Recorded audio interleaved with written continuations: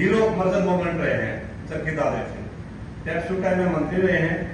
पिछले 15 साल से वकालत के साथ साथ सामाजिक कार्य में भाग लेता रहा हूँ और सरकार की जो कार्यशैली है उनके खिलाफ आवाज उठाता रहता हूँ। 2010 से वकालत की मैंने शुरू की थी। गरीब बच्चों की पढ़ाई के लिए राइट टू एजुकेशन के तहत हरियाणा रोडवेज की बस झुग्गी झोपड़ी हो जाती है चरखी दादरी में। सेकेंडली, पुलिस की कार्यशैली के खिलाफ हमने आवाज उठाई। 2014 में पुलिस को अंदर करवाया चरखी दादरी सीआईए को।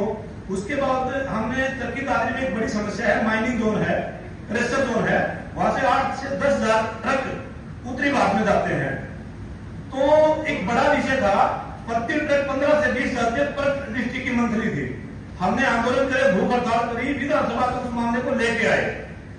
उसमें तत्कालीन डीसी का पीए गिरफ्तार हुआ था। आचार संहिता में डीसी तोमर का ट्रांसफर हुआ था और 60 लाख रुपए के कैश उसके डीसी के पीए से बरामद हुए थे। यहीं तक मामला नहीं उठा। हमने हर ग्रीवेंसेस में सरकार के लिए इस मामले को उठाया। हर साल 50 से 60 आदमी 20 किलोमीटर के दायरे में मरते हैं रोड से। अवैध माइनिंग से हमारे कई पहाड़ खोद डाले बड़ी बड़ी कंपनियों ने। 400-400 फुट नीचे ड्राई जोन है, पानी निकालना मना है, उसके बावजूद भी 2 नंबर में 8-10 इंच के बोर लगा रखे हैं। पानी खाना नहीं, हमारा कड़वा हो चुका है। किसान अवेयर नहीं है। हमारा जो बेल्ट है, माइनिंग जो बेल्ट है, उस बेल्ट में जितने भी गांव हैं उसमें सरकार डाटा कलेक्ट नहीं कर रही। लोगों का अस्थमा हो गया है पोल्यूशन से। हमारा एयर क्वालिटी इंडेक्स 50 से 3.5 हो गया है। तो हमने उस मामले को उठाया। तत्कालीन जो कृषि मंत्री थे उन्होंने सरकार को चिट्ठी लिखी जो मेरे पास है कि सीबीआई इंक्वायरी होनी चाहिए। बहुत बड़ा मामला ऑफरोडिंग का, करोड़ों रुपए की मंत्री। आप आइडिया लगाइए, 8,000 ट्रक हैं, 10,000 ट्रक हैं, वो 15 से 20,000 पर ट्रक पर डिस्ट्रिक्ट की मंत्री। एक ट्रक दादरी से चलता है, झज्जर भी आता है, गुड़गांव भी जाता है, दिल्ली भी जाता है, रोहतक भी आता है, सोनीपत भी जाता है, भिवानी भी जाता है। हाउ कैन इट पॉसिबल कि एक और ट्रक इतने एरिया से गुजर जाए? तो वो मामला आज भी गर्म है। अनूप ठाकरे की मीटिंग में ग्रेवेस में हमने रखा तो मंत्री जी ने कहा कि एक टास्क फोर्स बनाइए, जांच कीजिए।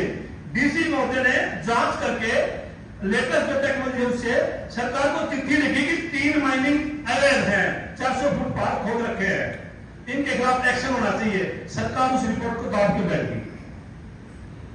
अभी मूलचंद शर्मा जी आए, मैंने बताया कह रहा है सर पिछले इन मामलों का, तो उन्होंने बताया कि हम जांच कर रहे हैं। तो उसने खुद माना मीटिंग में 100 ट्रक और मैंने देखे हैं। इतना बड़ा मामला, इतना बड़ा करप्शन हो रहा है, वो भी खुलेआम विधानसभा तक मामला उठ रहा है। और रोहतक में इनकाउंटर हुआ है, पुलिस ने फर्जी इनकाउंटर किया उसमें वाई में 2014 में। वो इनकाउंटर मैंने खोला, यहाँ तक ले गया हूँ। सोनीपत का शराब घोटाला है, उसमें मैं पैटिशन हूँ, जिसमें एसआईटी की रिपोर्ट श्रीकांत यादव के साथ 5 एसपी है। उन्होंने सरकार को लिखा है कि 95 करोड़ के करीब का घोटाला, 50 आदमी मर गए इसमें। हम इसमें जांच करने में सक्षम नहीं है। बड़े बड़े अधिकारी इसमें इन्वॉल्व है। ईडी से या सीबीआई से जांच करवाई जाए। 23 मई को मामला हाईकोर्ट में लगा हुआ था, तो वो रिपोर्ट सरकार के पास आई है। दवा घोटाला है, वैक्स कैम घोटाला है।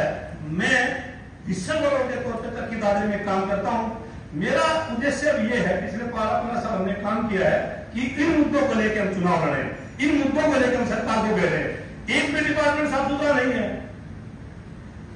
तो भ्रष्टाचार या ये जो मुद्दे हैं जो आम जनता को खा रहे हैं, सरकार का पैसा नीचे तक नहीं जा रहा, बीच में सिस्टम खा रहा है। मैं इन मुद्दों को लेके, कांग्रेस की मेरी पृष्ठभूमि रही है, मेरे दादी कांग्रेस में रहे हैं, नेहरू जी के साथ काम किया है, तो उस पृष्ठभूमि को लेकर मैं एक दावेदारी प्रकट कर रहा हूँ। आज फॉर्म भरने के लिए आया हूँ आप लोगों के बीच में, इसलिए हूँ कि हम चाहते हैं हरियाणा में ये मुद्दे हो।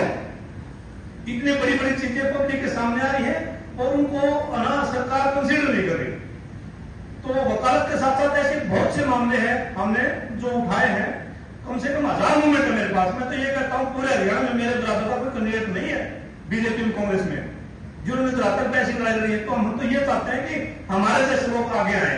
परंपरागत तो जो रूढ़िगत चीजें हैं, ये जो ना अपनी पीढ़ियों को आगे बढ़ा रहे हैं, पैसे कमा रहे हैं, वो लोग साइड में हो जाए और जनता इन चीजों को समझे। और हमारा बहुत ज्यादा मान सम्मान अपने इलाके में, उनको पता है जनता को कि भाई ये कैसे लोग काम कर रहे हैं।